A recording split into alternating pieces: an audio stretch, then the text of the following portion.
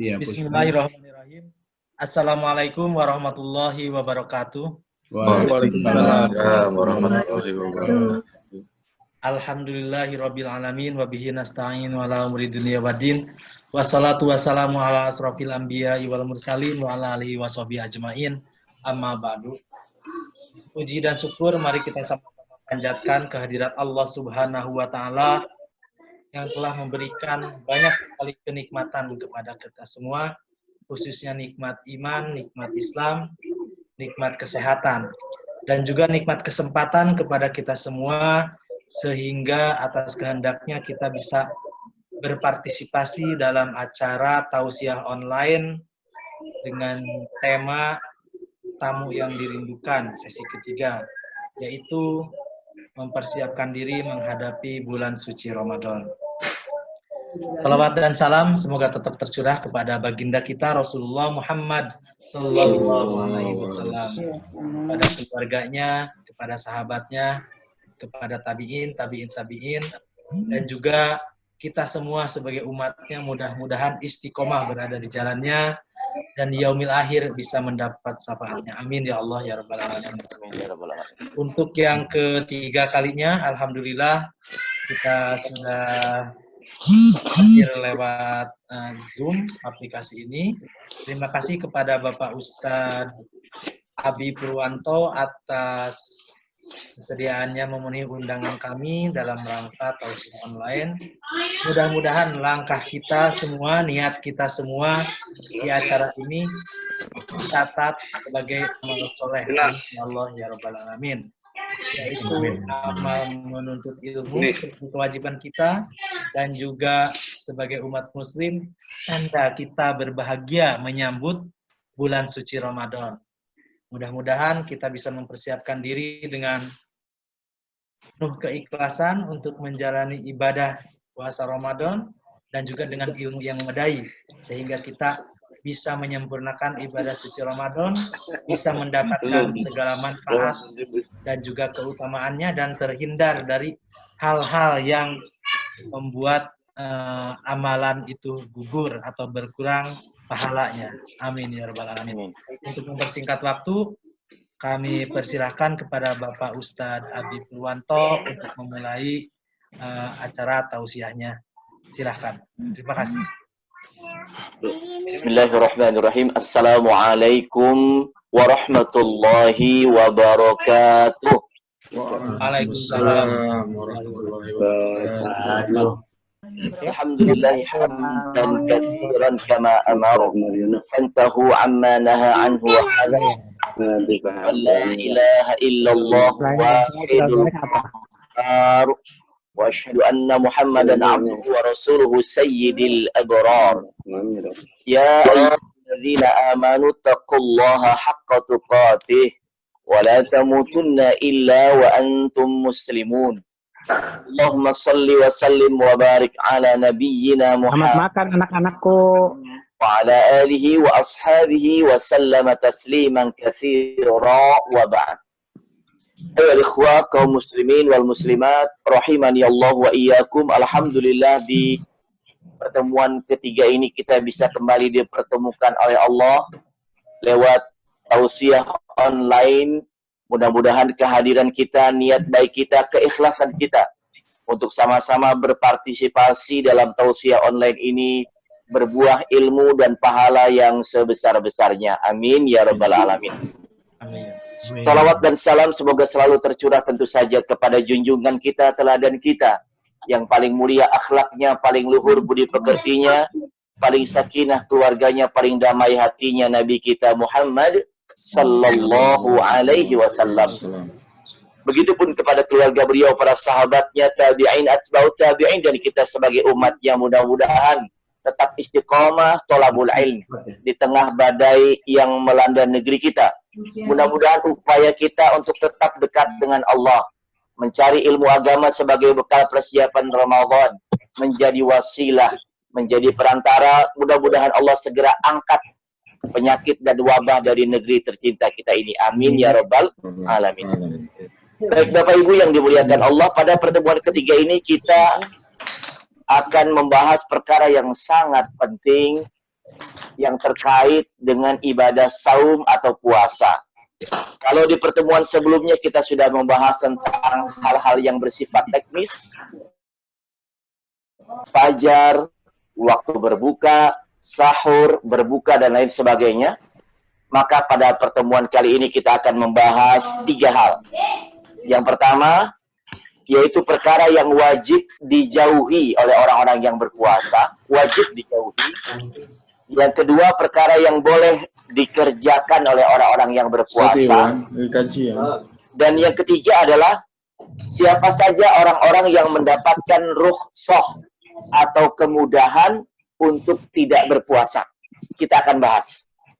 Jadi perkara atau pertemuan kali ini sangat penting buat kita untuk mengetahui atau untuk menyempurnakan ibadah puasa kita, sehingga kita mendapatkan apa yang menjadi harapan dari ibadah puasa itu sendiri, yaitu ketakwaan. Saya akan bahas tentang totalitas saum terlebih dahulu. Bahwa saum atau puasa yang baik dan benar adalah puasa yang total, yaitu puasa yang disyariatkan dengan menahan seluruh anggota tubuh dari perbuatan dosa.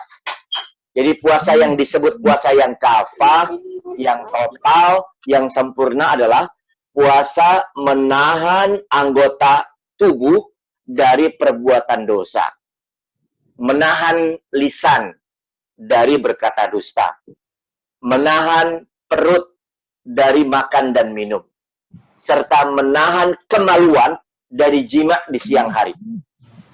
Yang semua itu apabila dikerjakan merupakan perbuatan dosa.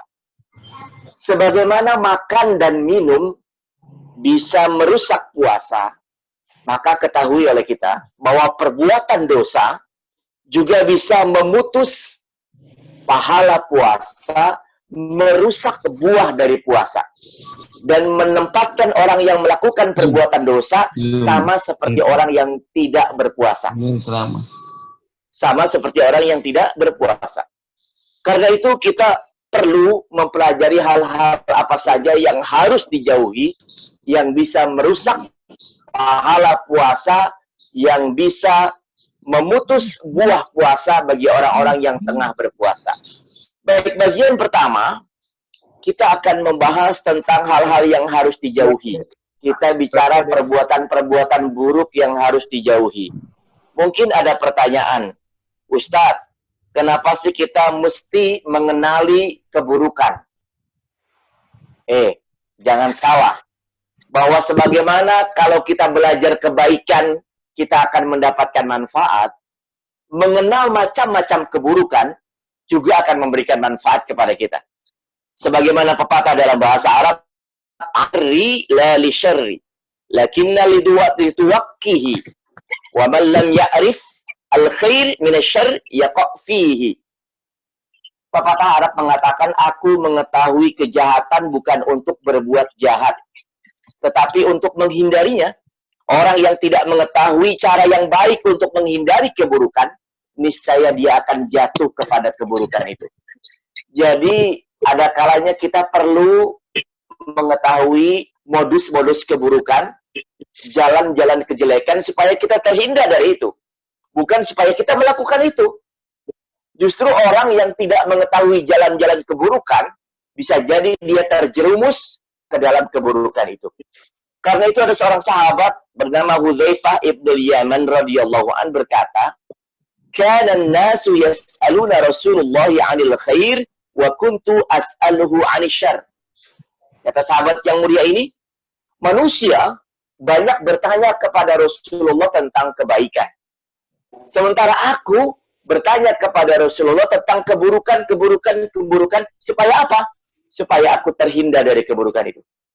Jadi ada ya sahabat yang bertanya kepada Rasulullah bukan kebaikan, tapi bertanya tentang keburukan.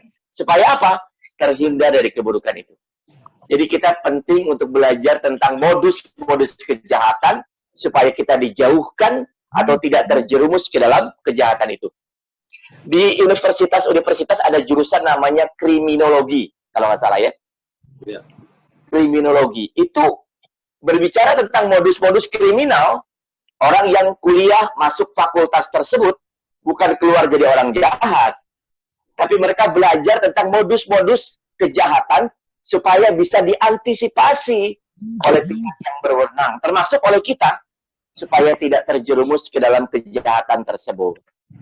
Baik, berbicara tentang keburukan-keburukan yang harus dihindari di saat Ramadan tiba, termasuk sebenarnya di luar Ramadan adalah yang pertama. Nah, ini kita bicara sekarang keburukan atau perkara yang harus dijauhi ketika bulan Ramadan. Yang pertama, qaulaz zur. Apa maknanya? Perkataan dusta. Sebagaimana sabda Nabi sallallahu alaihi wasallam, "Man lam yada' qaulaz zur wal 'amal bih, falaysa lillahi hajatun fi an yada'a ta'amahu wa syarabah." Rawahul Bukhari. Kata Nabi, siapa yang tidak meninggalkan perkataan dusta dan mengamalkannya, maka Allah Ta'ala tidak memerlukan orang itu, tidak berhajat orang itu dalam meninggalkan makan dan minumnya. Lihat, perhatikan dengan baik. Orang yang atau berbuat dusta, mungkin kalau perkataan dustanya dia hindari, tetapi perbuatannya, gerakan tubuhnya, lirikan matanya menunjukkan dia sedang berdusta. Berapa banyak orang mulutnya seolah-olah berkata jujur, tapi matanya begini, ya, matanya gimana? Mendelek ke atas seolah-olah menunjukkan bahwa dia sebenarnya sedang berdusta. Maka yang seperti ini Allah tidak butuh, tidak berhajat terhadap puasanya dari meninggalkan makan dan minum. Satu, jauhi perbuatan dusta, termasuk juga perkataannya. Jadi bukan cuma perkataan tapi perbuatan. Bukan cuma perbuatan tapi perkataan. Pokoknya semua kedustaan dijauhi. Siapa yang tidak menjauhi perbuatan dan perkataan dusta, Allah tidak akan memerlukan atau tidak berhajat terhadap perbuatannya meninggalkan makan dan minum. Ini yang pertama. Qaulaz zur, perkataan dusta. Yang kedua adalah al-laghwu war-rafath. Al-laghwu war-rafath artinya perkataan sia-sia dan kotor. Kalau tadi perkataan dan perbuatan dosa, yang kedua lebih luas lagi nih. Perkataan sia-sia dan kotor. Sebagaimana sabda Nabi sallallahu alaihi wasallam, "Laisa as-siyam minal akli wasyarab, innama as-siyam minal laghwi war-rafath. Fa in sabaka ahadun aw jahila 'alaik faqul inni sha'im, inni sha'im." Rawahu Ibnu Huzaimah wal Hakim. Puasa itu, kata Nabi, bukan semata-mata tidak makan, tidak minum. Puasa itu, kata Nabi, menahan diri dari perkataan sia-sia dan kotor. Perkataan sia-sia, perkataan yang tidak bermanfaat. Makanya kata Nabi, kul khairan aw liyasmut. Berkata yang baik saja atau diam. Sekali kita berkata yang sia-sia, mengolok-olok, kemudian menyakiti perasaan orang, atau berbicara tentang sesuatu yang dikagumi dari orang-orang kufar, begitu kan? Bicara tentang bola misalnya, pertandingan sepak bola itu ya, termasuk perkataan kotor, rafath, jorok, mengarah kepada hubungan intim. Itu menyebabkan puasa kita menjadi rusak. Ya, menyebabkan puasa kita menjadi rusak. Karena itu kata Nabi SAW, jika ada orang mencacimu atau berbuat bodoh kepadamu, katakan inni sha'im, inni sha'im. Aku sedang berpuasa, aku sedang berpuasa. Ini perkataan yang bagus. Mungkin kitanya sudah berusaha ya, berbuat sia-sia atau tidak berkata kotor. Tetapi orang lain mancing-mancing tuh. Apalagi sama sahabat dekat. Kalau bicara suka ke sana ke sini semaunya kita. Kadang-kadang hal yang nggak boleh dibicarakan dibicarakan. Termasuk masalah-masalah yang bisa mengundang birahi dibicarakan. Nah, yang seperti ini kalau terjadi pada kita, katakan kepada orang itu perkataan yang pamungkas lagi bagus, saya sedang puasa. Orang berbuat zalim sama kita. Ada orang menipu kita. Ada orang mengajak bertengkar dengan kita, ngajak ribut sama kita. katakan perkataan yang indah lagi pamungkas, inni shaim, saya sedang puasa. Dia pasti malu. Ini rahasia kalimat yang indah sekali ya. Sederhana, mengatakan aku sedang puasa. Menunjukkan apa? Menunjukkan jangan melakukan perbuatan yang sia-sia, juga perkataan yang kotor. Jadi nanti, kalau ada orang mencoba mencaci maki kita, berbuat bodoh kepada kita sedang puasa, katakan inni shaim. Lagi jalan bareng nih, berangkat kerja, naik kereta bareng. Tiba-tiba si Fulan ngomongin bosnya. Bos kita yang baru itu ya, dasar orang Madura. Misalnya gitu ya. Langsung kita ngomong sama dia, inni shaim. Maaf, saya sedang puasa. Allahu Akbar. Dia malu tuh. Ini bagus sekali. Ini indah sekali. Dan ini ajaran Nabi Sallallahu Alaihi Wasallam. Nah, dua hal ini wajib kita jauhi. Pak, kalau tidak makan, tidak minum, tidak jima, kebanyakan orang bisa. Bahkan anak kecil pun tidak makan, tidak minum, gampang, bisa. Tapi tidak berkata dusta, menjauhi perkataan sia-sia dan kotor, nggak semua orang mampu. Makanya saya jelaskan di sini, wajib dijauhi. Sebab kaum muslimin mungkin kebanyakan adalah orang-orang yang mampu menahan diri berpuasa yang penuh. Tapi menahan lisannya dari berkata dusta, menahan mulutnya dari berkata sia-sia, main game siang hari daripada baca Quran, gitu kan? Ngomongin orang, ya, atau membuka situs-situs yang vulgar dan bisa mengundang syahwat, itu semua bisa merusak pahala puasa kita. Karena itu Rasulullah SAW bersabda dalam hadis yang amat terkenal, "Rubba sha'imin hadzuhu min siyamihil ju' wal 'atas."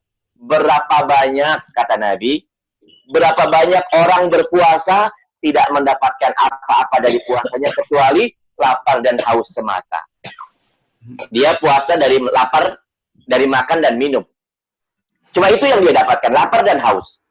Selama dia tidak menjaga lisannya dari berkata dusta, dari berkata sia-sia, dari perbuatan rofas atau kotor, maka dia tidak mendapatkan apa-apa dari puasanya, pahalanya hilang, buah puasanya rusak, dia cuma dapatkan lapar dan haus semata. Karena itu, saya wanti-wanti betul terhadap diri saya dan semua yang hadir di majelis ini. Nah, berkata dusta, jangan kena berkata sia-sia, jangan pernah melakukan perbuatan rofas. Supaya apa? Supaya pahala puasa kita tidak hilang. Rugi ya? Rugi. Orang puasa, tapi nggak dapat pahala, rugi. Apa bedanya dia dengan orang yang tidak berpuasa? Begitu kan, cuma gugur kewajiban saja. Baik, sekarang kita lanjut tentang kesimpulannya. Bahwa ada dua kesimpulan tentang larangan yang terkait dengan puasa. Yang pertama, an-nahyu yaktasu bil ibadah, larangan khusus terkait dengan ibadah, yubtiluha, yang membatalkan. Yang kedua, an-nahyu la yaktasu bil ibadah, ma yubtiluha, larangan khusus yang tidak terkait dengan ibadah dan tidak membatalkan puasa. Jadi yang terkait dengan ibadah, membatalkan puasa apabila dilakukan makan, minum, jima. Ada lagi perbuatan yang tidak terkait dengan ibadah, tapi kalau dikerjakan tidak membatalkan puasa, cuma merusak pahala puasa. Apa itu? Tadi, perkataan dan perbuatan dosa, serta perkataan sia-sia dan kotor. Ada sebuah ungkapan yang indah dari Al-Imam Ibnu Rajab Al-Hambali rahimahullahu ta'ala. Beliau berkata begini. Ini perkataan indah. Ini bisa dijadiin status nih. Luar biasa perkataan beliau. Beliau berkata begini. A'jabani man yasumu 'anil ibahah walam yasum 'anil haram. A'jabani man yasumu 'anil ibahah walam yasum 'anil haram. Aku heran, aku takjub, aku bingung dengan orang-orang yang berpuasa dari hal-hal yang mubah tapi tidak berpuasa dari hal yang haram. Perhatikan kalimatnya. Aku heran dengan banyaknya orang-orang yang berpuasa dari hal yang mubah, yang boleh dikerjakan, tapi nggak berpuasa dari hal yang haram. Contoh, maksudnya begini. Berpuasa dari hal yang mubah. Apa yang mubah? Makan, minum, jima itu mubah, boleh dilakukan. Ya, boleh dilakukan. Itu perbuatan mubah, makan dan minum. Kita mau makan, mau minum, terserah kita, mubah. Dia berpuasa dari itu, perbuatan yang mubah. Tapi ngomongin orang berkata dusta, berbuat sia-sia, itu perbuatan haram. Tapi dia nggak berpuasa dari itu. Dia puasa dari yang mubah, tapi tidak puasa dari yang haram. Nah, ini perbuatan yang harusnya dijauhi oleh kita semua. Mudah-mudahan bisa menyempurnakan ibadah puasa kita. Jadi ingat ya, dua kategorinya. Perkataan dan perbuatan dusta, qaulul zur. Dan yang kedua adalah perkataan sia-sia dan rafas atau kotor yang mengarah ke perkataan yang bisa membangkitkan birahi. Baik, sekarang kita masuk bagian kedua. Alhamdulillah bagian pertama sudah kita selesaikan. Tentang perkara yang boleh dilakukan oleh orang yang berpuasa.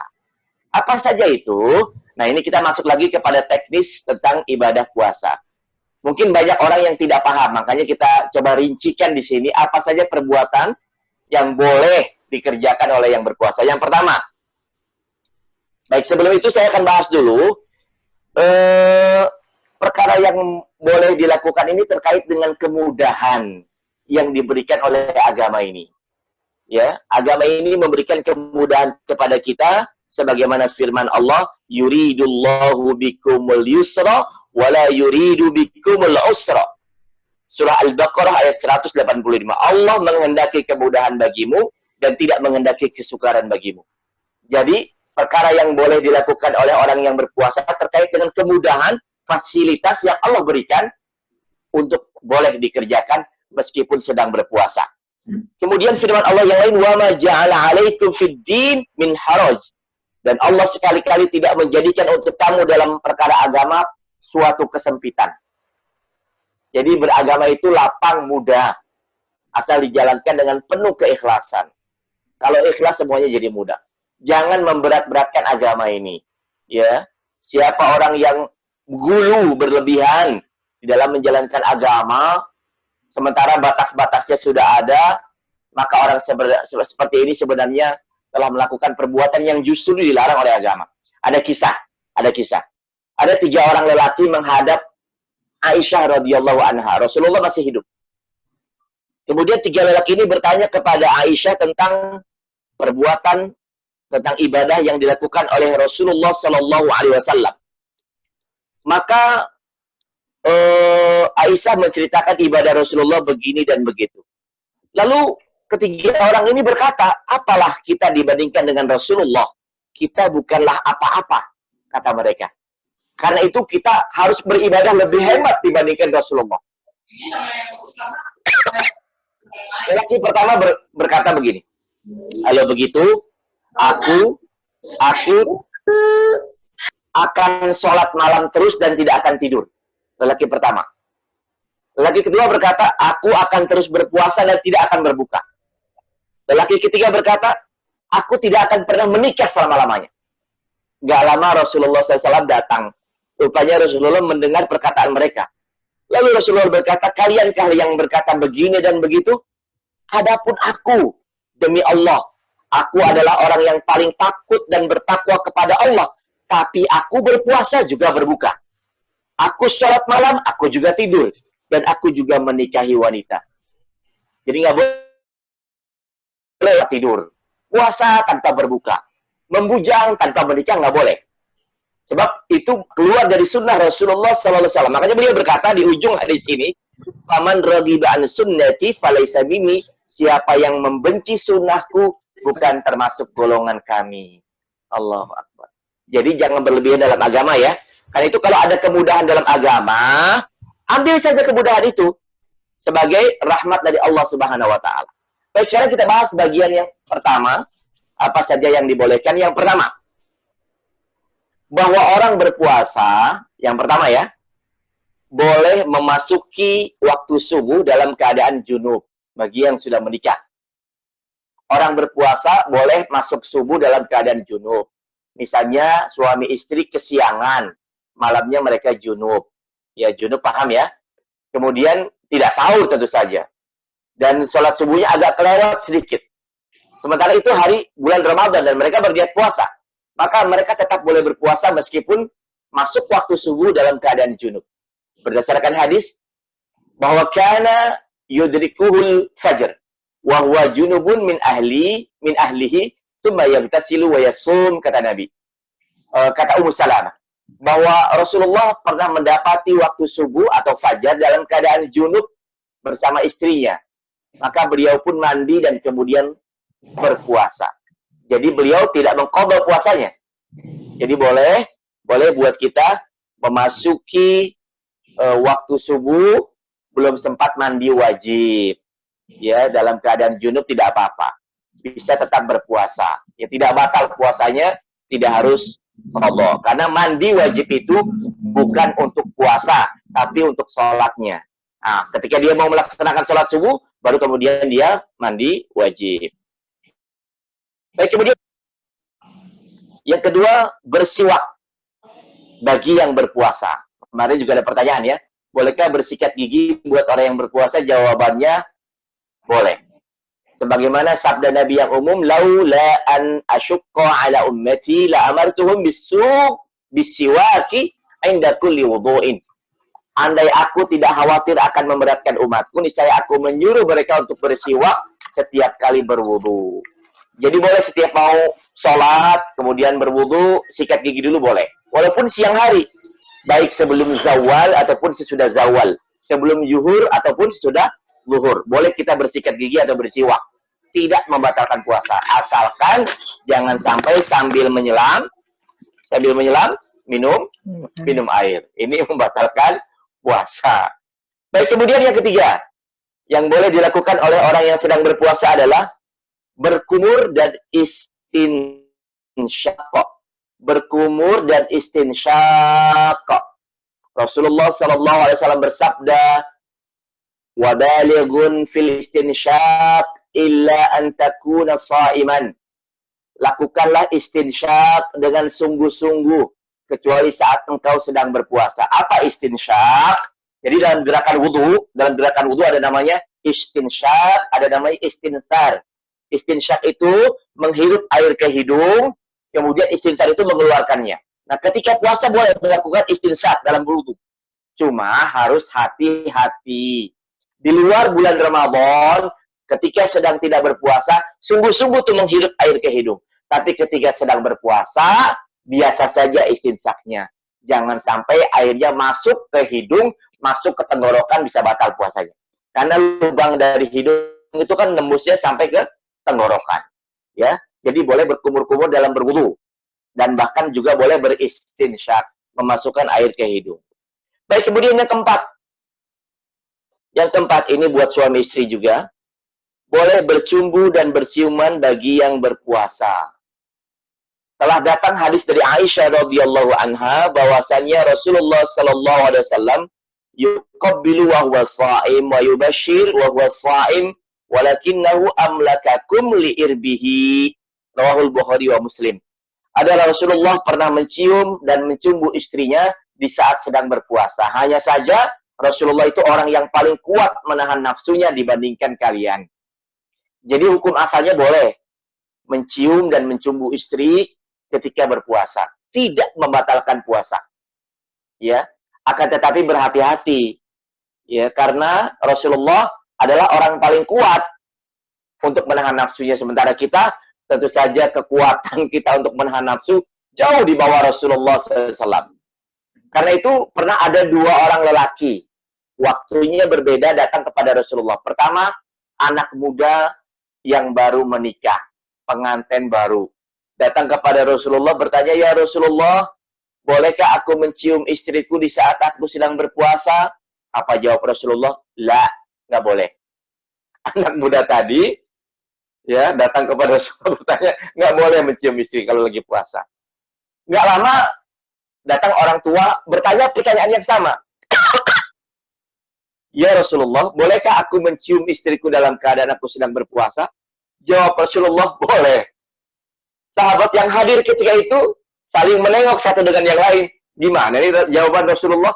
Orang pertama tadi dibilang nggak boleh, orang kedua boleh. Maka kata Rasulullah, sesungguhnya orang tua bisa lebih menahan nafsunya. Makanya para ulama menghukuminya kalau buat anak muda mencium berhati-hati, bahkan masuk kategori makruh. Ya, bukan makruh tanzi tapi ya. Makruh saja yang bisa membuat dia terjerumus, bisa membatalkan ibadah puasanya. Tapi buat orang tua, dibolehkan secara umum. Baik, kita lanjut yang kelima sekarang. Yang dibolehkan oleh orang yang berpuasa adalah transfusi darah dan suntikan yang tidak dimaksudkan sebagai makanan. Ini sudah kita bahas ya, di pertemuan pertama. Jadi transfusi darah atau suntikan yang tidak dimaksudkan sebagai makanan itu tidak membatalkan puasa kita. Tapi kalau tujuannya berisi makanan, gitu kan, suplai makanan lewat infus atau lewat suntikan atau lewat transfusi darah, maka ini jelas membatalkan puasa. Baik, kemudian yang keenam. Yang keenam, ini pertanyaan yang sering diajukan juga kepada kita ini. Tentang hijamah atau berbekam. Apakah berbekam itu membatalkan puasa atau tidak? Jawabannya ya. Awal-awal dulu membatalkan puasa. Rasulullah sempat menyatakan hukumnya haram atau membatalkan puasa. Tapi kemudian datang riwayat dari Abdullah bin Abbas yang membatalkan hukum sebelumnya. Bahwasanya anna Nabiya sallallahu alaihi wasallam ihtajama wa huwa shaim. Rasulullah pernah berbekam dalam keadaan beliau sedang berpuasa. Maka hukum akhir dari berbekam adalah boleh dilakukan. Walaupun dulu awalnya sempat dilarang. Ini pendapat yang saya pilih ya. Memang tidak menutup kemungkinan ada perbedaan pendapat di kalangan para ulama.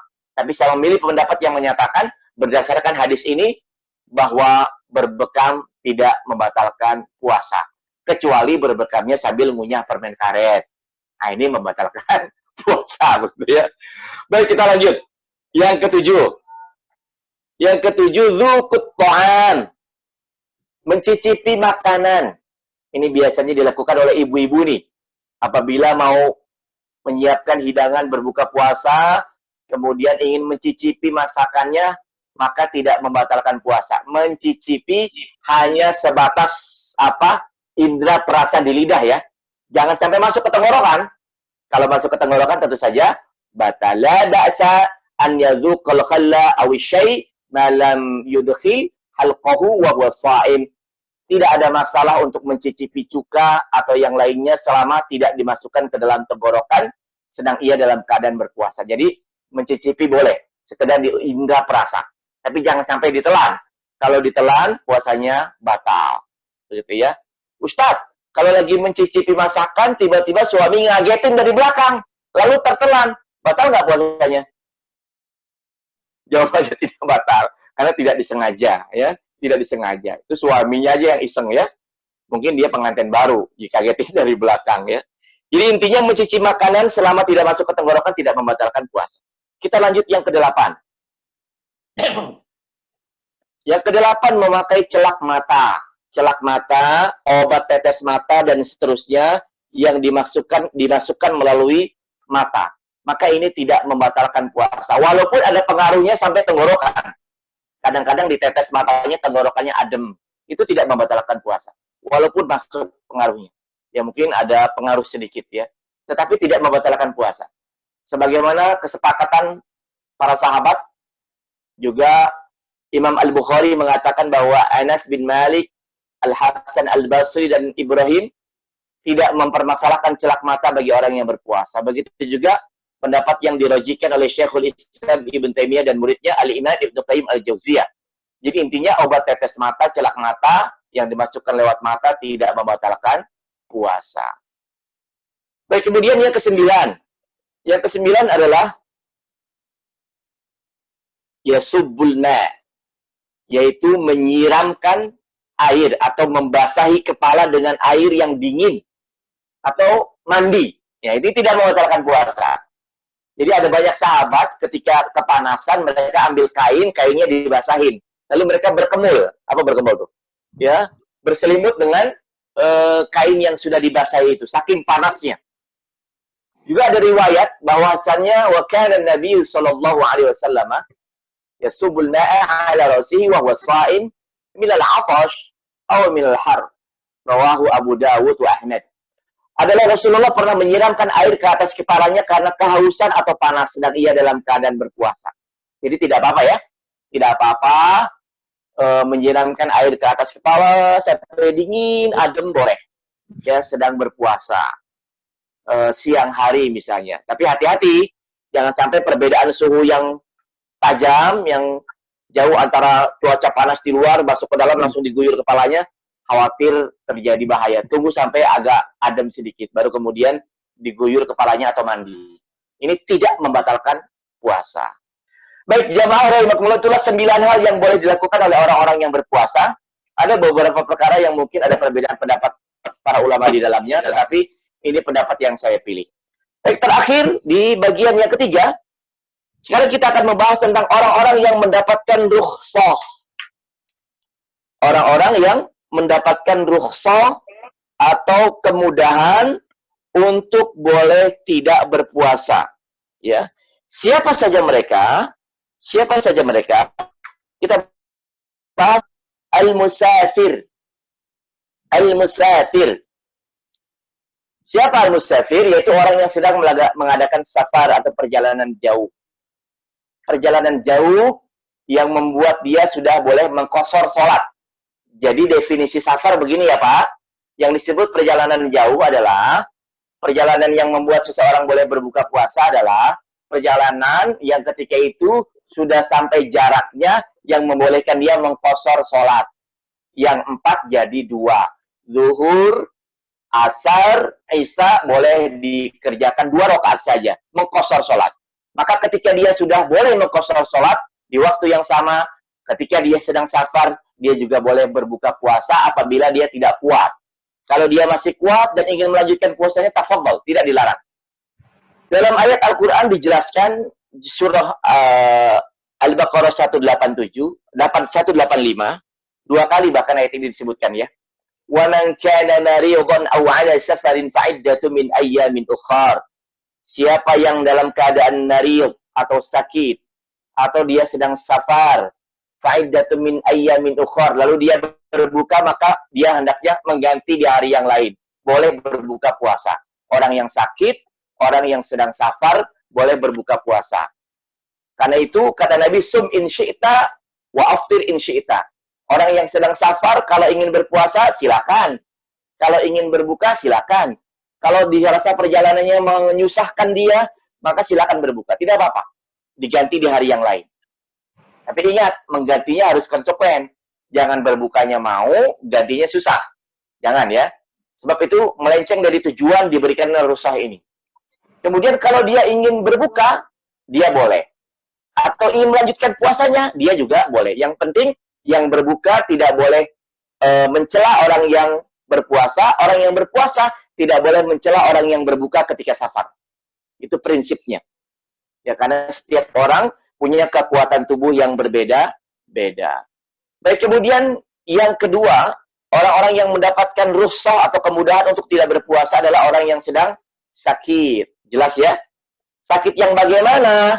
Sakit yang apabila dia tetap berpuasa bisa memperlambat kesembuhan, bisa memperparah sakitnya, atau sakit yang tidak ada harapan lagi untuk sembuh bahkan ya. Jadi orang yang sakit dengan kategori sakit yang dijelaskan tadi, maka mereka boleh berbuka puasa. Ya. Nah, Ustadz, kalau cuma sakit kepala, kesandung di kamar mandi, ya, kemudian berdarah sedikit, apakah boleh berbuka? Jawabannya tidak. Sakit-sakit yang saya jelaskan tadi, sakit yang berbahaya apabila tetap berpuasa, kemudian memperlambat kesembuhan dan lain sebagainya. Kalau sakit-sakit yang biasa tentu saja hendaknya dia tetap berpuasa. Baik, kita lanjutkan. Kemudian yang berikutnya adalah wanita yang haid dan nifas. Ini sudah jelas ya, kalau ini tidak perlu lagi kita bahas, bahwa orang wanita yang haid dan nifas maka mereka tidak berpuasa, bahkan haram untuk berpuasa. Haram untuk berpuasa. Ada seorang wanita berpuasa dari pagi sampai sore. Indah, bagus puasanya. Sholatnya dijalankan, mulutnya dijaga. Pas 10 menit sebelum azan maghrib, matahari tenggelam, atau mungkin 1 menit sebelum matahari tenggelam, waktu maghrib, tiba-tiba tamunya datang. Maka puasanya hari itu dianggap batal. dan dia harus qadha di hari yang lain. Ya. Jadi buat wanita memang setiap kali dia haid atau nifas, maka dia wajib berbuka, tidak boleh berpuasa. Baik, kemudian yang berikutnya yang mendapatkan rukhsah untuk tidak berpuasa adalah asy-syaikhul kabir al-fani wal mar'atul ajuz, yaitu kakek dan nenek yang sudah renta, yang sudah tua. Yang kalau mereka berpuasa tentu saja tidak memungkinkan. Mereka sudah tua, sudah renta, ya mungkin juga sudah sakit-sakitan, sudah hilang ingatannya sudah berkurang, pikun gitu kan.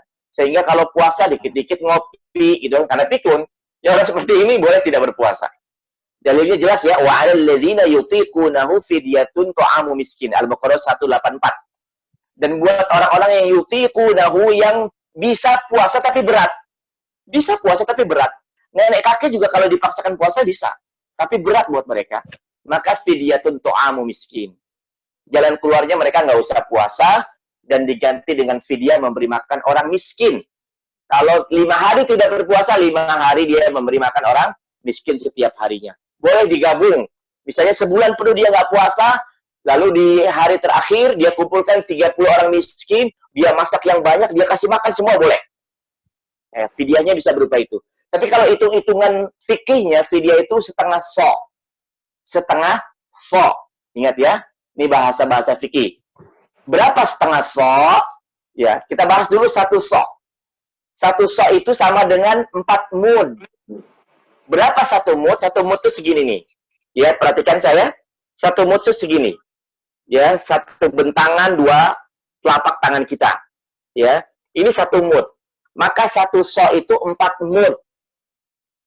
Maka setengah sok, fidyah itu setengah sok, sama dengan 2.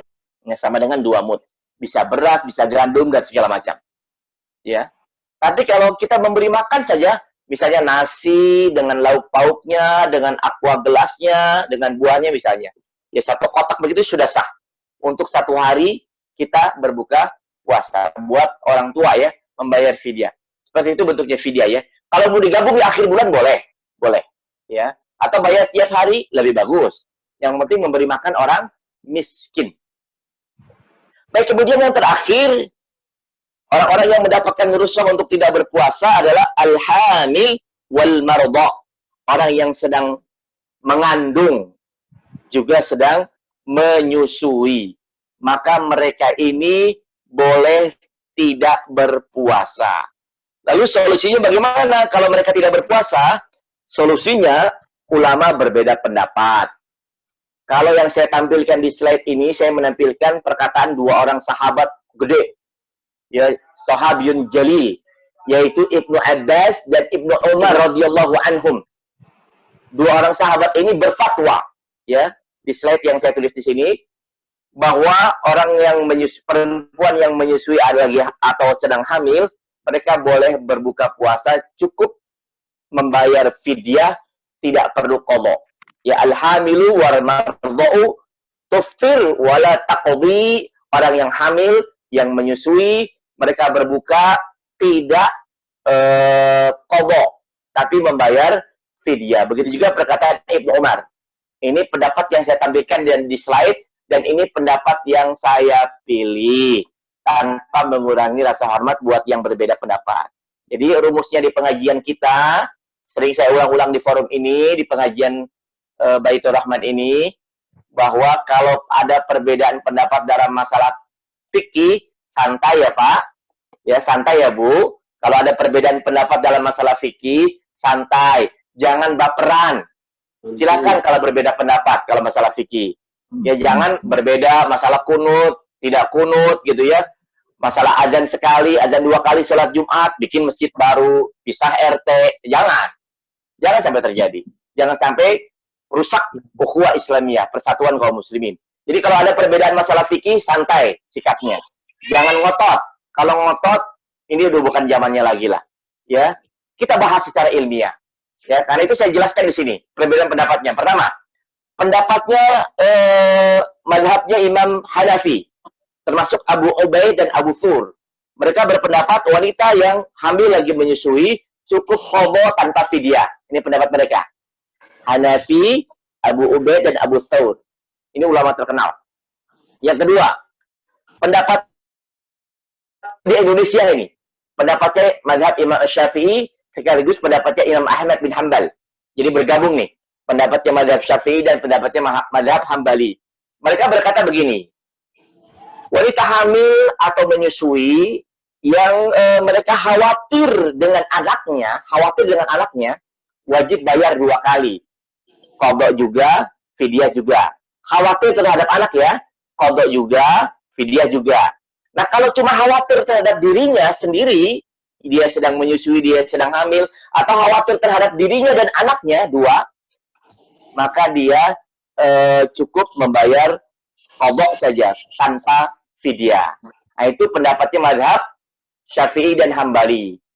Dan pendapat yang ketiga itu, yang tadi saya jelaskan, dari perkataan 2 orang sahabat besar, Ibnu Abbas dan Ibnu Umar, yang menyatakan wanita hamil dan menyusui cukup membayar fidyah tanpa qadha. Mana yang menenteramkan hati, silakan bapak-bapak pilih. Ya, santai sikapnya. Nah, inilah orang hamil atau wanita hamil lagi menyusui, dan inilah 5 golongan manusia yang dibolehkan berbuka, mendapatkan rukhsah atau kemudahan, yaitu musafir, orang yang sedang sakit, wanita yang haid dan nifas, orang tua, kakek dan nenek yang sudah renta, ya kakek nenek sudah tua, sudah renta. Kemudian terakhir orang hamil dan perempuan hamil dan menyusui. Mudah-mudahan bisa memberikan manfaat buat kita dan memberikan tambahan ilmu pengetahuan supaya kita bisa menyongsong Ramadan dengan ilmu yang benar, ilmu yang didasarkan atas sunnah Nabi Sallallahu Alaihi Wasallam. Baik Bapak Ibu yang dimuliakan Allah, itulah pembahasan kajian kita pada malam hari ini, tausiah online, tentang 3 perkara, yaitu tentang hal-hal yang harus dijauhi oleh orang yang berpuasa, tentang perkara yang boleh dilakukan oleh orang yang berpuasa, dan yang ketiga, siapa saja orang-orang yang boleh atau mendapatkan rukhsah atau kemudahan ketika sedang berpuasa. Baik, Bapak Ibu yang dirahmati Allah, saya kembalikan waktu kepada moderator untuk kita bisa bertanya jawab apabila ada pertanyaan. Dipersilakan. Alhamdulillahirrahmanirrahim. Terima kasih Pak Ustadz Abdi Purwanto atas tausiahnya. Sekarang menginjak ke acara kedua, yaitu sesi tanya jawab. Tadi sudah dijelaskan 3 subbab ya. Yang pertama, perkara-perkara yang wajib dijauhi. Berarti ini udah harga mati ya. Wajib dijauhi. Benar. Yang kedua adalah perkara-perkara yang boleh dilakukan. Nah, ini banyak sekali agak tricky nih. Di masyarakat ada yang tahu setengah-setengah, termasuk saya juga ya. Dan yang terakhir masalah rukhsah. Untuk rukhsah ini tadi dijelaskan ada sampai 5 ya. Ya, baik. Bapak, Ibu, jamaah sekalian, baik dari jamaah Masjid Baitur Rahman maupun jamaah tamu undangan yang lain, apabila ada pertanyaan, kami bersilakan. Saya Pak Ustadz. Ya, silakan Pak. Silakan Pak, sebutkan nama, dari mana. Saya Adam. Ya, silakan Pak Adam. Ya, Assalamualaikum warahmatullahi wabarakatuh. Waalaikumsalam warahmatullahi wabarakatuh. Jadi kita kalau dalam perjalanan yang itu ada jarak minimal nggak Ustaz? Masalah pertanyaan yang mungkin ada 2 pertanyaan Ustaz.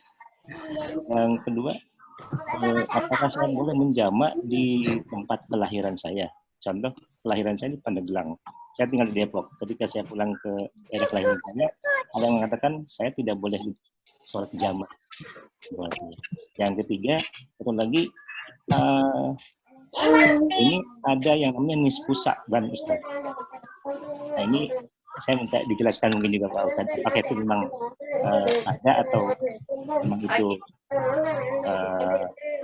bukan sekarang aja. Terima kasih. Assalamualaikum warahmatullahi wabarakatuh. Waalaikumsalam warahmatullahi wabarakatuh. Silakan Pak Ustadz, langsung aja dulu kali ya. Ada beberapa pertanyaan. Saya sih kurang begitu clear suaranya. Mudah-mudahan Pak Ustadz dan diulang aja pertanyaannya, monggo. Ya. Baik, yang pertama tadi tentang jarak safar ya. Tentang jarak safar. Ya, apakah ada batasan jarak safar? Para ulama berbeda sengit, Pak, tentang perbedaan jarak ini. Ada yang hitungannya jarak kilometer, ada yang mili, ada yang hari, ya, macam-macam. Ada yang kita keluar dari kampung, lalu bangunan di rumah kita udah nggak kelihatan, sudah safar. Misalnya saya di Gardenia nih, mau ke Pasar Pucung, gitu ya. Itu kan udah nggak kelihatan tuh kampung saya Gardenia. Padahal Gardenia ke Pucung cuma 3 kilo kan. Itu bisa jadi sudah safar, kalau memberikan pendapat ini. Nah, begitu banyak perbedaan pendapat kalangan para ulama, akhirnya saya menarik satu kesimpulan, dan ini juga kesimpulan yang diambil oleh para ulama yang lain, bahwa kesimpulannya bagaimana? Kesimpulannya dikembalikan kepada urf. Urf itu adat istiadat masyarakat. Ya. Jadi, apabila perbedaan pendapatnya begitu tajam, tidak ada dalil yang jelas tentang jarak batasan safar, kembalikan kepada urf, kebiasaan masyarakat setempat. Lihat masyarakat setempat, kalau dia pergi ke suatu tempat, itu sudah bersiap diri untuk safar, sudah melakukan persiapan ini dan itu untuk menuju tempat itu, berarti safar. Contoh, dari sini ke Bandung, safar nggak? Safar nggak, Pak? Safar. Karena orang ke Bandung nggak mungkin pakai celana pendek, pakai kaos oblong, nggak bawa makanan, nggak bawa duit, nggak mungkin, ya. Safar, gitu. Tapi dari sini ke mana ya? Dari sini ke Pasar Minggu, safar nggak? Dari Depok Pasar Minggu? Tidak. Enggak ya, nggak safar ya. Karena orang nggak perlu persiapan penuh untuk ke sana, gitu kan? Dari sini ke Bekasi, bisa jadi safar, ya, tergantung uruf, ya. Dari sini Jakarta Bogor, tiap hari orang kan pakai kereta itu bolak-balik, itu nggak safar, karena urufnya tidak memungkinkan untuk safar. Jadi lihat urufnya. Bapak mau ke Bandung, sampai di Karawang Timur, istirahat, itu sudah safar. Karena jarak Jakarta, Karawang sudah mencukupi untuk safar. Berarti sudah boleh apa? Sudah boleh mengkosor sholat yang 4 jadi 2. Termasuk berbuka puasa apabila nggak kuat. Kalau masih kuat, teruskan saja. Ya cuma piraku, coba sampai Karawang nggak kuat puasa gitu ya. Itu ya Pak ya, batasan safar kembalikan kepada adat istiadat, itu yang paling adil. Dan ini pendapat yang saya pilih. Lagi-lagi kalau ada perbedaan pendapat, kita harus santai ya Pak. Saya memilih pendapat kembalikan kepada adat istiadat masyarakat setempat. Karena itu kakak saya yang rumahnya di Bekasi, kalau berkunjung ke rumah orang tua saya di Luwiliang Bogor, Luwiliang itu Bogornya agak nyungsep ya Pak, agak jauh. Bogornya hampir ke Pandeglang gitu ya. Itu dia safar Pak, dia safar. Karena Bekasinya dia Bekasi jauh. Pinggir pantai Pondok Ungu sana itu ya. Itu safar dia, yang 4 boleh jadi 2. Gitu ya Pak ya. Itu jarak safar. Kembalikan kepada uruf. Kemudian yang kedua, kalau kembali pulang ke kampung halaman, apakah kita boleh mengkosor sholat atau tidak? Bergantung. Kalau di kampung halaman itu ada rumah kita, atau ada rumah yang sekarang belum milik kita, tapi nanti bakal jadi milik kita, karena memang kita anaknya, maka kita nggak boleh mengkosor sholat. Tapi kalau di sana nggak ada rumah kita, dan rumah pun sudah dimiliki oleh kakak kita, walaupun itu kampung halaman kita nggak punya rumah lagi di sana, karena sudah warisan sudah dibagi-bagi, dan rumah yang ada di sana buat kakak atau buat adik misalnya. Kita berkunjung ke sana ke kampung halaman, maka kita boleh mengkosor sholat, karena kita nggak punya rumah di sana. Satu syaratnya nggak punya rumah. Yang kedua syaratnya, jangan bilang-bilang ya Pak, ini pelan-pelan saya ngomongnya, nggak punya istri lagi di sana. Ya kalau punya istri lagi di sana, nggak boleh mengkosor sholat, gitu ya, nggak boleh mengkosor sholat. Kalau walaupun nggak punya rumah di sana, tapi kalau punya istri nggak boleh mengkosor sholat. Ustaz, bagaimana perjalanannya? Misalnya dia punya rumah di Bandung, perjalanan ke Bandung safar nggak? Kalau perjalanannya nazilnya itu, ya, itu dia safar di perjalanannya, di rest areanya safar. Tapi itu masa di sana atau punya istri lagi di sana, maka dia nggak boleh safar. Gitu ya Pak ya? Wallahu a'lam. Yang ketiga, tentang nisfu Sya'ban. Bagaimana tentang nisfu Sya'ban? Malam nisfu Sya'ban memang salah satu malam yang berdasarkan hadis yang hasan, itu adalah malam yang dimana Allah Ta'ala turun di pertengahan malam. Lalu Allah Ta'ala mengampuni dosa orang-orang yang tidak memutus silaturahim. Ini hadis yang saya temukan terkait dengan kemuliaan malam nisfu Sya'ban. Di luar itu, saya mohon maaf sekali tanpa menggunakan rasa hormat, tidak menemukan dalil tentang ibadah khusus yang perlu dan harus dilakukan di malam nisfu Sya'ban. Ya, saya tidak menemukan dalil tentang perkara tersebut. Jadi saya mencukupkan bahwa malam itu memang seyogianya kita melakukan sholat malam, berjaga-jaga di malam itu. Berbeda dengan malam yang lain. Tetapi melakukan sholat khusus atau ibadah khusus, tata caranya juga khusus, maka ini saya tidak menemukan dalil. Dan saya khawatir kalau kita melakukannya, saya khawatir terjatuh dalam perkara bid'ah. Ya, cukuplah malam nisfu Sya'ban kita menghidupkan malamnya dengan ibadah. Karena ada hadis. Hadisnya juga sebenarnya masih diperdebatkan di kalangan para ulama. Tetapi kalau sholat khusus, zikir khusus, bacaan khusus tidak ada sama sekali. Saya tidak menemukan dalilnya. Mungkin adanya ijtihad ulama. Tetapi saya khawatir kalau dibakukan, dipatenkan, ini yang saya khawatir sekali terjerumus dalam perbuatan bid'ah. Wallahu a'lam. Kemudian, udah ya, 3 ya? Sudah ya? Ustaz, ya. Mudah-mudahan bisa terjawab ya Pak ya. Terima kasih. Terima kasih, Ustaz. Ya, terima kasih Pak Ustadz. Sudah clear ya Pak Adam jawabannya. Ya, terima kasih. Ya, tentang jarak safar, kotor, pulang kampung, dan juga mengenai ibadah nisfu Sya'ban. Baik, selanjutnya dipersilakan Bapak Ibu apabila ada pertanyaan lagi. Assalamualaikum. Assalamualaikum warahmatullahi wabarakatuh. Pak Ustadz, Silakan. saya dengan Bu Eni dari Bandung. Saya mau Bu tanya, Eni, ya ahlan Bu Eni, silakan. mungkin agak keluar dari tema, tapi sekalian mumpung saya baru bergabung, baru tahu mengenai niat Pak Ustadz. Amalan kadang-kadang kita harus berpuasa terus niat. Kita boleh niat selama sebulan. Kadang-kadang kita mungkin kelupaan. Biasanya sih saya ngajak anak-anak setelah buka puasa atau sebelum tidur. Tapi kan namanya manusia kadang-kadang lupa. Tiba-tiba seperti Pak Ustadz tadi, tiba-tiba udah subuh. Nah, apakah amalan kita tuh puasanya diterima? Karena kan kita niatnya baru saja, nggak dari malam gitu. Mungkin saja biar kita lebih yakin aja. Terima kasih juga sudah diundang Pak Ustadz. Jazakallah khair. Ya, wa iyaki. Baik, terima kasih Bu Eni. Ini jamaah saya di Komplek PI sekarang sudah pindah ke Bandung ya. Alhamdulillah beliau berkenan untuk memenuhi undangan supaya makmur nih majelis kita nih. Baik, pertanyaan tentang niat. Apakah niat itu diucapkan malam hari? Sudah dibahas di pertemuan utama ya. Jadi kesimpulannya, niatnya diucapkan setiap malam untuk puasa wajib. Siapa yang tidak menetapkan niat sebelum fajar, puasanya tidak sah. Ada juga ulama yang berpendapat boleh diniatkan dari awal Ramadan sekaligus. Dengan catatan kalau di tengah-tengah berhenti karena sakit, karena safar, lalu dia berbuka, dia harus perbaharui niatnya lagi dari awal sampai akhir Ramadan. Ya. Boleh juga tiap malam dia berniat. Atau dia bangun sahur pun sudah berniat untuk puasa. Dan tempatnya niat itu di dalam hati. Jadi kalau kelupaan untuk mengucapkan niat malam hari, sebenarnya niat itu bukan untuk diucapkan. Niat itu tempatnya di mana? Di dalam hati. Kalau hati sudah berniat puasa walaupun tidak diucapkan, maka puasanya sah insya Allah. Bahkan Bapak Ibu bangun sahur pun sudah berniat puasa. Tarawih juga sudah berniat puasa besoknya. Ya, di awal Ramadan juga kita menetapkan puasa untuk sebulan penuh itu juga boleh. Jadi ulama ada yang mengatakan boleh sekaligus di awal Ramadan, ada yang mengatakan harus setiap malam. Ya, jadi kalau kelupaan melafalkan tidak batal puasanya karena tempatnya niat di mana? Di dalam hati. Begitu ya Bu Wen ya? Siap, makasih. Ya. Silakan yang lain. Assalamualaikum warahmatullahi wabarakatuh.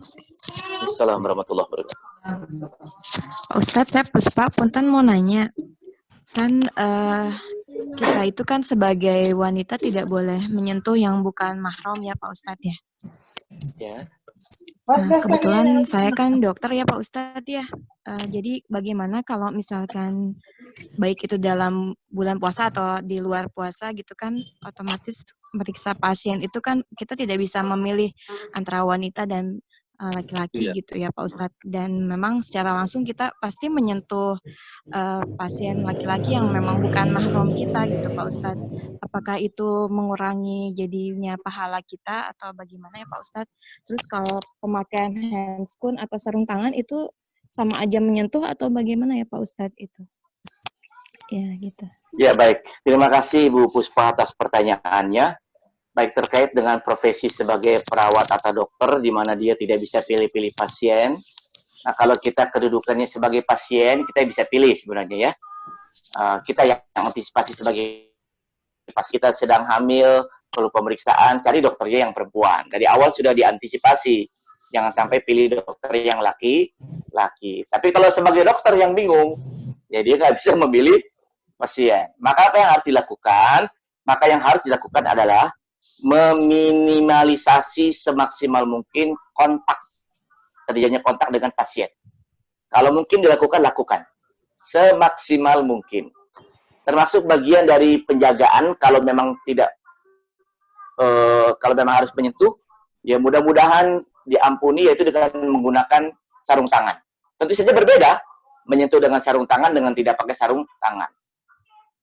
Hukumnya lebih ringan dibandingkan menggunakan tidak menggunakan sarung tangan begitu ya. Jadi selama masih mungkin dilakukan tidak dilakukan persentuhan, lakukanlah. Misalnya menyuruh perawatnya yang juga laki-laki misalnya, atau ya kalau perawatnya laki-laki juga jarang ya. Biasanya kalau dokternya perempuan, perawatnya juga perempuan begitu ya. Jadi intinya upayakan semaksimal mungkin terjadinya kontak, meminimalisasi terjadinya kontak dengan pasien kalau masih memungkinkan.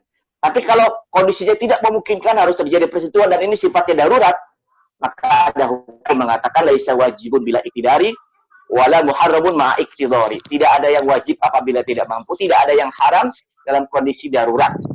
Dalam kondisi darurat dan pasien itu memerlukan pertolongan pertama begitu cepat dan tidak mungkin kalau tidak ada persentuhan, lakukan persentuhan itu.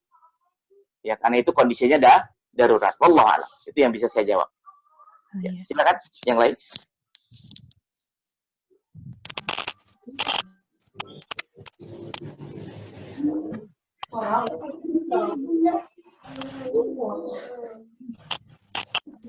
Silakan Bapak dan Ibu jamaah, ada pertanyaannya yang lain?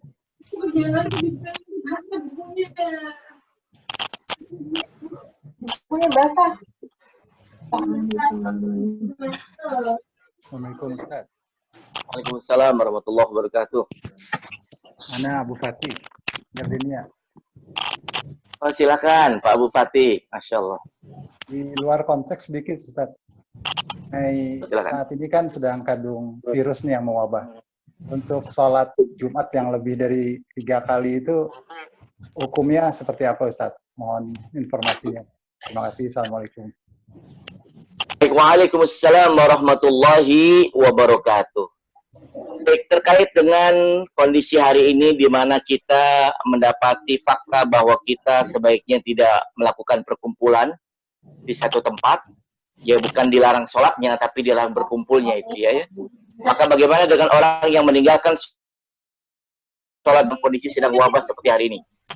Ini sudah banyak penjelasan dari para ulama, termasuk dari pihak MUI sendiri, bahwasannya kondisi hari ini itu membolehkan meninggalkan sholat Jumat tersebut.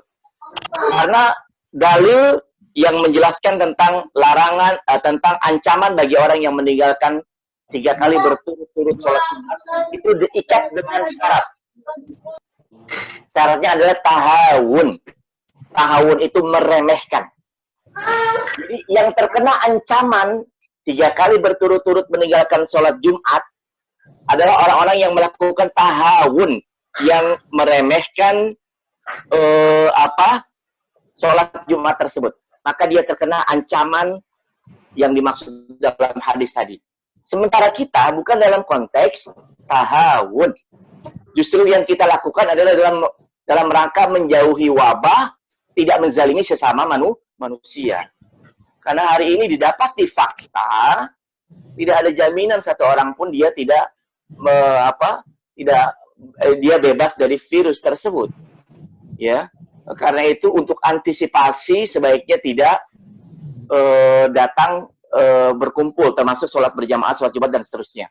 Begitu ya. Berapa banyak orang yang didiagnosa terkena virus ini tanpa memiliki gejala apapun. Tapi dia menjadi orang yang berpotensi untuk menularkan virus tersebut. Itu dalam konteks ini tidak mengapa kita meninggalkan sholat Jumat meskipun lebih dari 3 kali dalam kondisi sedang ada wabah. Wallahu a'lam. Wallahu a'lam. Ya. Begitu ya Pak ya? Nah, syukran Ustaz. Afwan.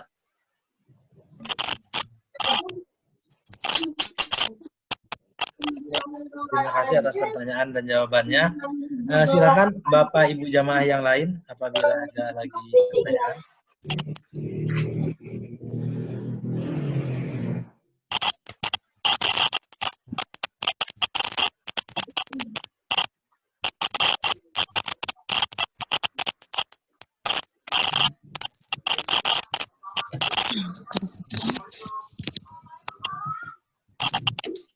Sepertinya sudah tidak ada ya?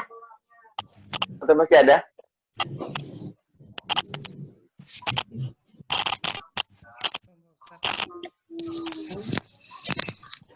Ada kayaknya ya. Tapi satu aja Pak Ustadz, mungkin penutup nih. Ya silakan Pak Ustadz Rahmat. Ya, harapannya sih situasi kondusif ya, bahwa penanggulangan ini tapi nggak ada ya guys ya. Ramadan itu mudah-mudahan situasi kondusif dan kita bisa melaksanakan ibadah tarawih dan lain-lain gitu. Tapi dalam hal ternyata belum kondusif juga, ya bagaimana nih sikap kita nih, padahal dalam keyakinan kita Ramadan itu doa juga kenceng ya, kuat, dan setan juga dibelenggu dan lain-lain gitu ya. Mohon ininya Pak Ustadz nasihatnya lah gitu ya. Terima kasih. Ya. Baik, terima kasih atas pertanyaannya terkait dengan kondisi hari ini di mana wabah begitu mencekam negeri kita, membelenggu negeri kita. Sementara Ramadan sudah dekat dan kita merindukan sholat tarawih berjamaah, kemudian bersama-sama kaum muslimin yang lain menunaikan ibadah saum. Apalagi fadilah dan keutamanya luar biasa besar. Doa juga sudah dilakukan, ikhtiar sudah dilakukan, tapi ternyata belum berhenti, maka lakukanlah sholat tarawih di rumah. Tidak mengapa. Paradigma kita, pemikiran kita sebaiknya jangan sampai ada bahwa kita meninggalkan masjid. Bukan.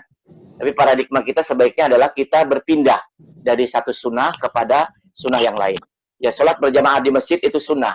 Apabila tidak ada uzur untuk menunaikan sholat berjamaah di masjid. Tetapi sholat di rumah, ketika ada uzur juga sunnah. Maka ketika kita sholat di rumah karena ada uzurnya, kita bukan meninggalkan masjid, tetapi kita berpindah dari satu sunnah menuju sunnah yang lain. Ya, bahasa salah seorang ustadz, sebenarnya hari ini banyak orang yang mendulang pahala yang besar dengan niat yang baik, cuma berdiam diri di rumah. Ada job bahkan kita bisa berjasa buat bangsa dan negara dengan cara rebahan gitu ya. Nah, kalau boleh ditarik juga, kita juga bisa mendapatkan pahala dengan cuma sholat di rumah. Kalau selama ini kita biasa sholat berjamaah di masjid, kemudian dengan datangnya wabah kita sholat di rumah, maka kita tetap mendapatkan pahala sholat berjamaah. Sebagaimana orang yang biasa sholat tahajud, kemudian satu hari dia tidak sholat tahajud karena sakit, dia tetap mendapatkan pahala sholat tahajud itu. Begitu juga orang yang biasa mendatangi masjid berjamaah di dalamnya, kemudian satu waktu ada wabah seperti ini, maka ini rahmat dari Allah buat kita kaum muslimin. Kita bisa tetap sholat di rumah dengan mendapatkan pahala sholat berjamaah. Yang penting kita bersabar dan tidak berhenti berdoa kepada Allah Subhanahu wa Ta'ala. Yang kita lakukan, sikap kita dua. Ya, sikap kita dua. Yang pertama, kita berharap kepada Allah, ya. Yang kedua, kita juga takut kepada Allah. Jadi kita harus menggabungkan dua sikap dalam diri kita. Sebagaimana ayat dalam surah Al-Anbiya ayat 90, doanya para nabi itu rogoban wa rohaba. Harap-harap cemas. Nah, kita terhadap virus juga begitu, Pak. Ya, kita berharap kepada Allah agar segera diangkat wabah ini. Kita juga takut kepada Allah, jangan-jangan nih wabah tidak diangkat. Jadi kita padukan dua rasa itu, antara harapan dengan rasa takut kepada Allah Subhanahu wa Ta'ala. Jangan terlalu optimis sehingga jadi orang-orang seperti Jabariyah yang mereka virus itu ditantang, ya kalau mati mah di tangan Allah, ya mati beneran. Juga jangan seperti orang-orang yang terlalu takut Ya dengan virus sampai kemudian dia menjadi trauma, kemudian tidak melakukan hal-hal yang positif juga jangan. Kita padukan dua hal, antara harap dan takut. Ya berharap kepada Allah, takut juga kepada Allah Subhanahu wa taala. Sehingga kita menjadi orang yang tepat dalam menyikapi permasalahan bangsa hari ini dengan virus yang mewabah. Tapi yang penting kita tidak berhenti berdoa kepada Allah. Makanya doa yang saya pernah ajarkan dan saya pernah sharing itu sebaiknya diamalkan. Allahumma salimna ila Ramadan wa sallim lana Ramadan wa tusallimhu minna mutaqabbala. Ya Allah, selamatkanlah aku supaya bisa tiba di bulan Ramadan. Ya Allah, selamatkan Ramadan agar bisa tiba menghampiri aku. Ya Allah, terimalah ibadahku selama di bulan Ramadan. Jadi kita berdoa itu kepada Allah tiap hari. Mudah-mudahan Allah hadirkan Ramadan buat bangsa Indonesia di tahun ini tanpa berkurang satu malam sekalipun untuk kita sama-sama sholat berjamaah tarawih di malam pertama dan malam-malam seterusnya. Amin ya rabbal alamin. Baik Bapak Ibu yang dirahmati Allah, kita tutup yuk kajian kita malam hari ini. Mudah-mudahan yang kita pelajari pada malam hari ini membawa keberkahan dan menjadikan ilmu yang bermanfaat buat kita di dunia dan di akhirat. Kita tutup dengan doa yang tadi saya bacakan, tolong diaminkan. Mudah-mudahan diijabah oleh Allah.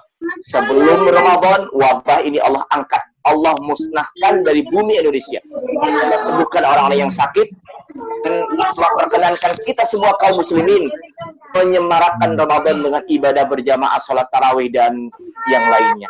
Allahumma salimna ila Ramadan. Amin. Salim lana Ramadan. Amin. Salimhu minna mutaqabbala.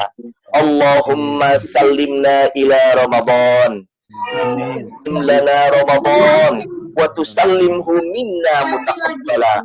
Allahumma salimna ila Ramadan wa sallim lana Ramadan wa tusallimhu minna mutaqabbala. Rabbana atina min ladunka rahmah wa hayyi' lana min amrina rasyada. Rabbana atina fid dunya hasanah wa fil akhirati hasanah wa qina adzabannar. Wa sallallahu ala nabiyyina Muhammadin sallallahu alaihi wasallam wa ala alihi wa ashabihi al-akhyar wa sallama tasliman katsira walhamdulillahi rabbil alamin. Subhanakallahumma wa bihamdika asyhadu an la ilaha illa anta astaghfiruka wa atubu ilaik. Assalamualaikum warahmatullahi wabarakatuh. Waalaikumsalam. Makasih Ustaz. Alhamdulillahirrahmanirrahim. Selesai acara tausiah online kita di malam hari ini. Sekaligus sesi tanya jawab. Lumayan banyak ya pertanyaan dan jawabannya.